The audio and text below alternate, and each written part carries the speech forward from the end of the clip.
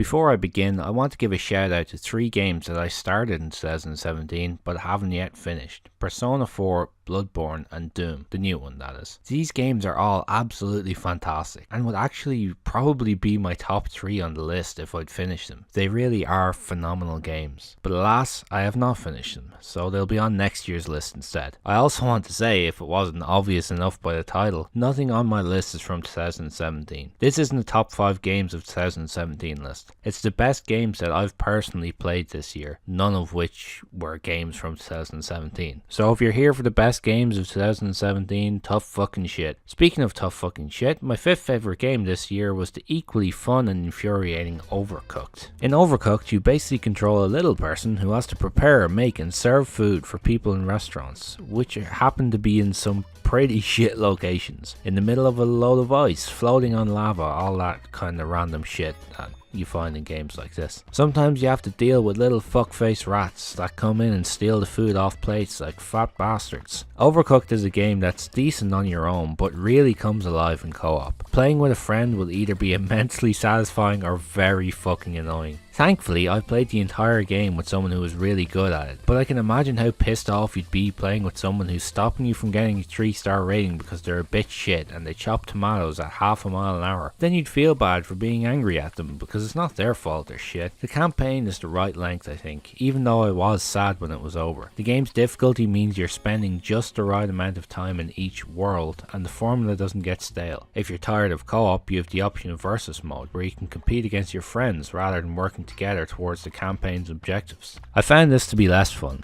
mostly because the person I played against couldn't handle when I used my infamous underhanded prison rules tactics, waiting until they'd made food before stealing it and serving it for myself.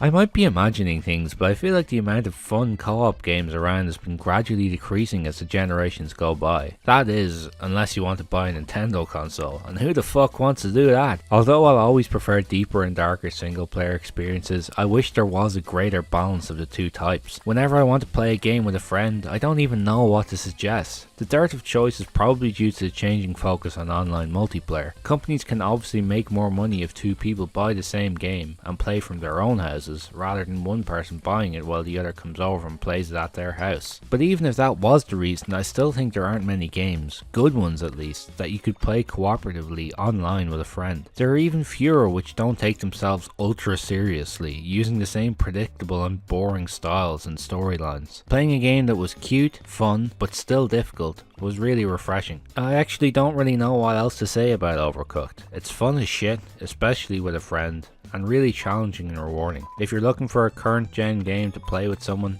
there isn't a game that I could recommend more.